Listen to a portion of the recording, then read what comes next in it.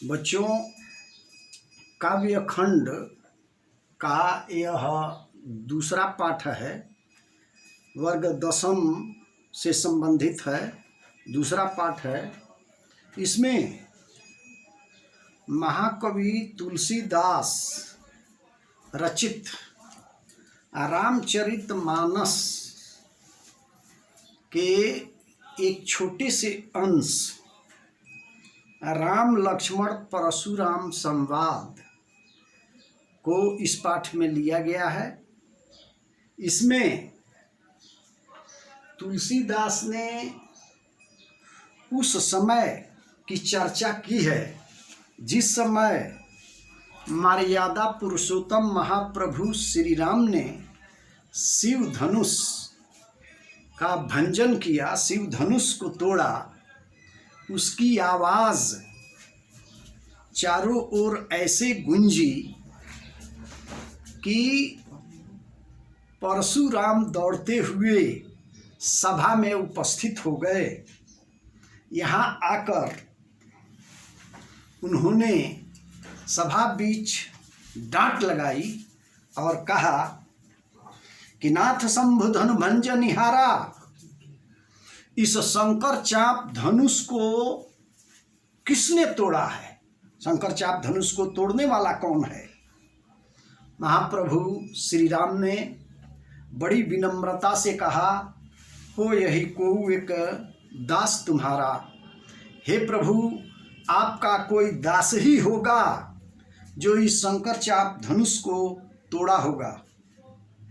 आय असुकाह कहिया किन मोही, असुन रिसाई बोले मुनि क्रोही। श्री रामचंद्र ने कहा, प्रभु आपके आने का प्रयोजन क्या है? आप हमें बतलाइए। इस पर ऋषिराज क्रोधित हो गए और क्रोधित हो करके सुन रिसाई बोले मुनि क्रोही। अब इस बात को सुनकर क्रोधी मुनि बोल पड़े, सेवक सो जो करे सेवकाई, अरि करनी करी कर ये लड़ाई। सेवक तो वह है जो सेवा करता है या शत्रुता करता है, शत्रु शत्रुता करता है, सेवक सेवा करता है, तो शत्रुता में लड़ाई ही होती है। सुनहु राम जहि शिव धनु तोरा, सहस बाहु समसो रिपु मोरा। हे राम सुनो, जिसने शंकर चाप धनुष को तोड़ा है उसको वह व्यक्ति मेरे लिए सहस्त्रबाहु से बढ़कर दुश्मन है, सहस्त्रबाहु से बहुत बड़ा दुश्मन है। उस व्यक्ति को सो बिलगांव बिहाई समाजा, अनत मारे जई हैं सब राजा।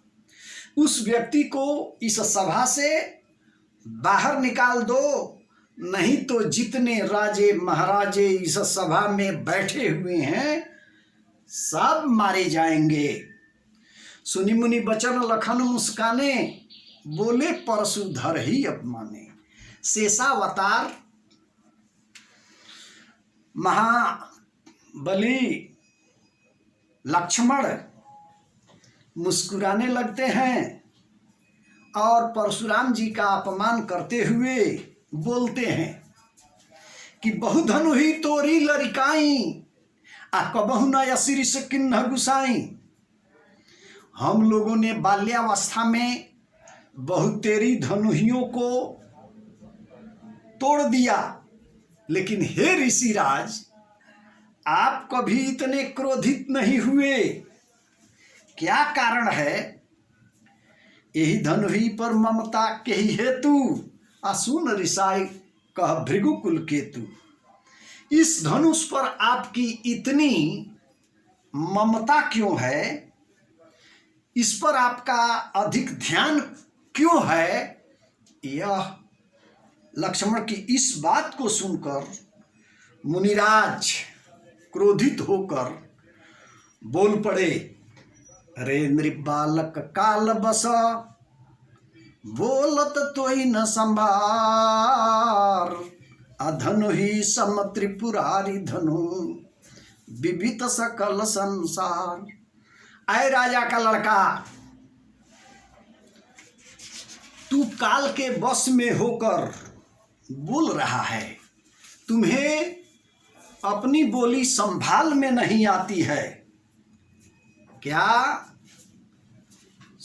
प्रभु शंकर का यह धनुष उन सब सांसारी धनुहियों के समान है। अरे यह बहुत महान धनुष है, इसे समूचा संसार जानता है। इस पर लक्ष्मण जी मुस्कुरा कर कहते हैं कि हे प्रभु, मेरे जानने से, मेरे समझने से तो ऐसा प्रतीत होता है मानिए सब धनुष एक ही समान है। पुनः लक्ष्मण जी कहते हैं, का क्षति लाभ जुन धनु तोरे, अदेखा राम नयन के भोरे। इस धनुष को तोड़ने से क्या हानि है, क्या लाभ है, इस पर प्रभु श्री राम ने विचार नहीं किया। उन्होंने तो अनजाने में उस धनुष को देखने का काम किया। अब देखने के सिलसिले में ही धनुष छूने पर टूट गया।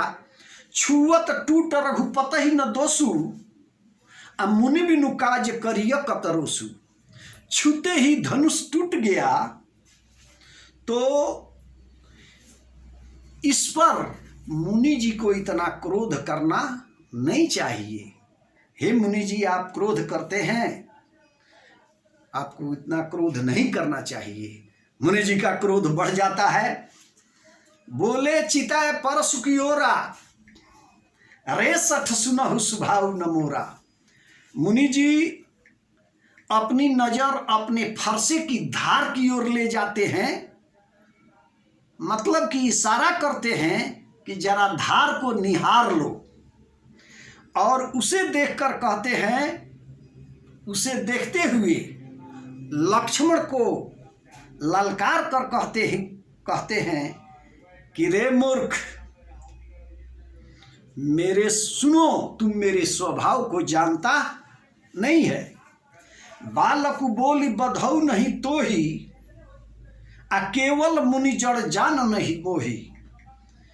बालक समझकर मैं तुम्हारा वध नहीं कर रहा हूं, तू मुझको केवल मुनि समझता है।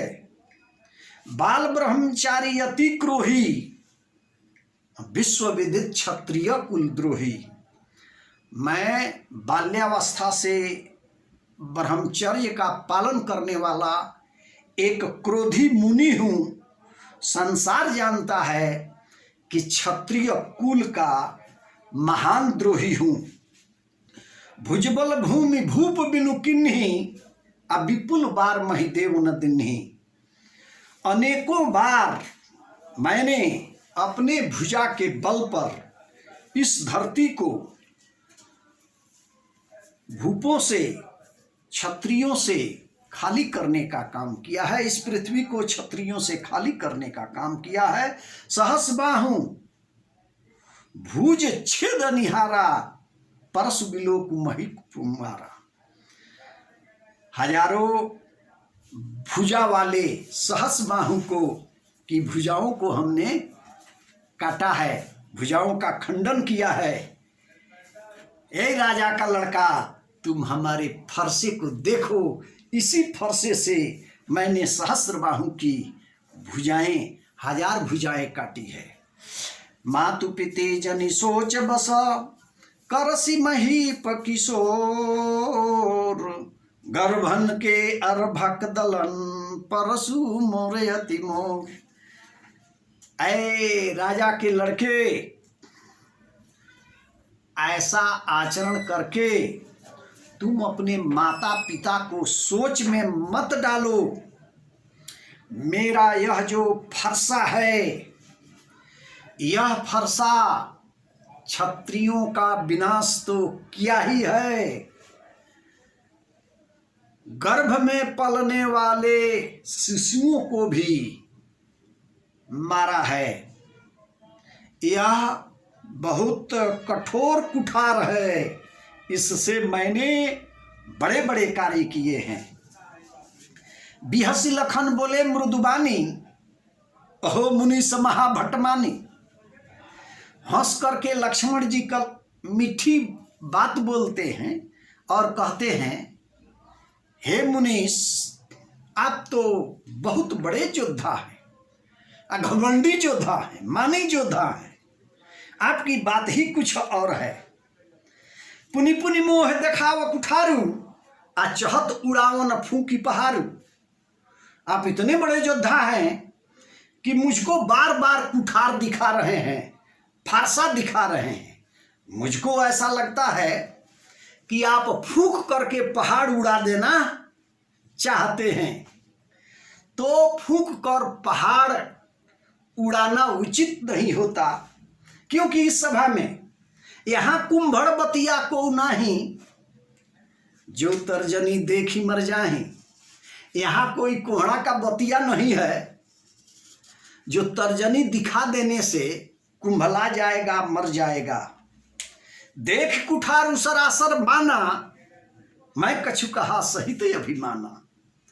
आपके हाथ में कुठार माने फरसा, धनुष बाण और फरसा देख करके मैंने अभिमान पूर्वक आपसे कुछ बातें कही। भृगु सुत समुझ जनेऊ बिलो की, और भृगु सुत समझकर, भृगु कुल का समझकर आपके जनेऊ को देखा। जो कछु कहूँ सहूँ ऋषरो की। जनेऊ देखा और समझा कि आप कोई श्रेष्ठ व्यक्ति हैं, इसलिए आप जो कुछ बोलते हैं मैं अपने क्रोध को रोक कर सह रहा हूँ। सूर महिसूर हरिजन रुगाई, हमरे कुल न सुराई। देवता ब्राह्मण, महिसूर ब्राह्मण को कहते हैं, देवता ब्राह्मण और भगवान के भक्त एवं गायों पर हमारे खानदान में क्रोध नहीं किया जाता, उन पर दया दिखाया जाता है, दिखाई जाती है। बधे पापू अपकीरति हारे, अमारत हूँ पापरिय तुम्हारे। यदि मैं वध करूं तो अपकीर्ति होती है, अपजस होता है। आज यदि मारता हूं तो आपके पैरों पर पड़ने वाला हूं, अर्थात ब्राह्मण की पूजा करने वाला क्षत्रिय कुमार हूं। कोटि कुलिस सम वचन तुम्हारा, अव्यर्थ धरहूं धनुवानु कुठारा। आपकी बातें तो बहुत इतनी कड़ी हैं कि आपको धनुष बाण धारण करने की कोई ज़रूरत नहीं है। आप इतने कठोर हैं कि आपके लिए धनुष बाण धारण करना उचित नहीं है। जो बिलो की अनुचित कहेऊ, क्षमहु महामुनि धीर। असुनी सरोस भृगुवंश मणि, बोले गिरा गंभीर। यदि आपके देखने से ऐसा लगता है कि मैं आपसे अनुचित बोल रहा हूं, तो हे मुनिराज मुझको क्षमा कर दीजिएगा। लक्ष्मण के इस तेवर को देखकर परशुराम जी क्रोध में आ जाते हैं और कठोर वाणी बोलते हैं। कौशिक सुनहु मंद यहु बालक, कुटिलु कालु बस निज कुल घालक। कहते हैं कि हे विश्वामित्र सुनो, यह लड़का मंद बुद्धि का है, मूर्ख है, यह बड़ा कुटिल है, बड़ा टेढ़ा है। काल के बस में हो करके यह अपने खानदान का अनिष्ट करने वाला है, मतलब कि कड़ी बात बोलेगा अब व्यर्थ में मारा जाएगा, तो इसके खानदान की अपकीर्ति होगी। भानुबस राकेश कलंकु निपट निरंकसु अबुधय शंकु। यह सूर्यकुल का कलंकित चांद है। महाप्रभु श्री राम सूर्य वंश के थे, तो लक्ष्मण भी सूर्य वंश के हैं। तो सूर्य वंश का यह कलंकित चांद है। यह बहुत ही निरंकुश और मूर्ख और असंख्य व्यक्ति है, असंख्य बालक है। काल कवलु हो ही क्षण माही, कहो पुकार खोरी मोहि नाही। परशुराम जी कहते हैं कि हे विश्वामित्र जी, यह तुरंत काल का कलेवा हो जाएगा, मतलब कि मैं इसे अपने फरसे से काट दूंगा। यह काल का कलेवा हो जाएगा। क्षण मात्र में मैं भरी सभा में पुकार कर यह कहता हूँ कि यह मुझे क्रोधित मत करे, मतलब कि मुझको उस्कावे नहीं। तुम्हें हट कहूँ जो चहूँ उबारा, आह कही प्रताप बल रोसु हमारा। परशुराम जी विश्वामित्र से कहते हैं कि हे विश्वामित्र जी, यदि आप इससे उबारना चाहते हैं, इसको बचाना चाहते हैं, तो जरा मेरे प्रताप को के बारे में उसे बता दीजिए, समझा दीजिए। मेरा बल, प्रताप और क्रोध आप जानते ही हैं, इस बात को उस बच्चे को समझा दीजिए। लखन कहेऊ सुनी सुजस तुम्हारा। इस बात को सुनकर लक्ष्मण जी कहते हैं आ तुम्हें अछत को बर नहीं पारा। लक्ष्मण जी कहते हैं हे प्रभु परशुराम जी, जब आप इस सभा में हइये हैं, जब आप इस सभा में हैं ही, तो अपने बल, विक्रम, ताकत का वर्णन अपने से कर दीजिए। आपके बल विक्रम का वर्णन दूसरा कौन कर सकता है जब आप इस सभा में हइये हैं। अपने मुँह तुम्हा आपनी करनी, आ बारे अनेक भांति बहुबरनी। आपने अपने ही मुंह से अपनी बड़ाई एक बार नहीं अनेकों बार आपने की है। अपने मुंह से आपने अपनी बड़ाई अनेकों बार की है। नहीं संतोष तो पुनि कछु कहू। यदि आपको संतोष नहीं है तो दोबारा इसको कह डालिए, चौबारा कह डालिए, लेकिन अपने मन में क्रोध मत कीजिए। एक बार की जरूरत हो आप 100 बार इसका वर्णन कीजिए, लेकिन अपने क्रोध को रोककर अपने मन में दुख मत सहिए। वीरव्रती तुम धीर अछोभा, गारी देत न पावहु शोभा।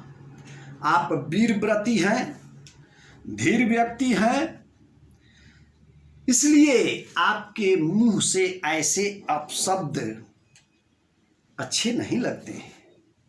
लक्ष्मण जी कहते हैं कि सूर समर करनी करही, कहीं न जना वहीं आप।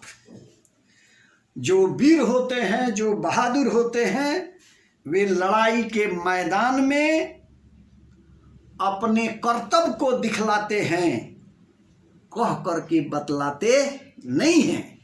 तो यदि आप में साहस है, शक्ति है, तो आप रण क्षेत्र में आकर बतलावें। विद्यमान रण पाई रिपु, कायर कथा ही प्रलाप। अब जो व्यक्ति रण क्षेत्र में आकर विद्यमान शत्रु के सामने लड़ाई न करके अपने धनुष बाण या अस्त्र शस्त्र का कर्तव्य न दिखलाता है, केवल प्रलाप करता है, तो वह कायर कहलाता है। क्या कहलाता है? कायर कहलाता है। इसलिए कायर कहलाता है कि जब वह वीर है, अस्त्र शस्त्र है तो उसे तो अपने अस्त्र शस्त्र से ही अपना कर्तव्य दिखाना चाहिए। लक्ष्मण जी कहते हैं कि कायर लोग लड़ाई के मैदान में अपनी बड़ाई बतियाते हैं, अपनी बड़ाई की चर्चा करते हैं, लेकिन जो वीर व्रती हैं वे अस्त्र शस्त्रों से अपना परिचय देते हैं।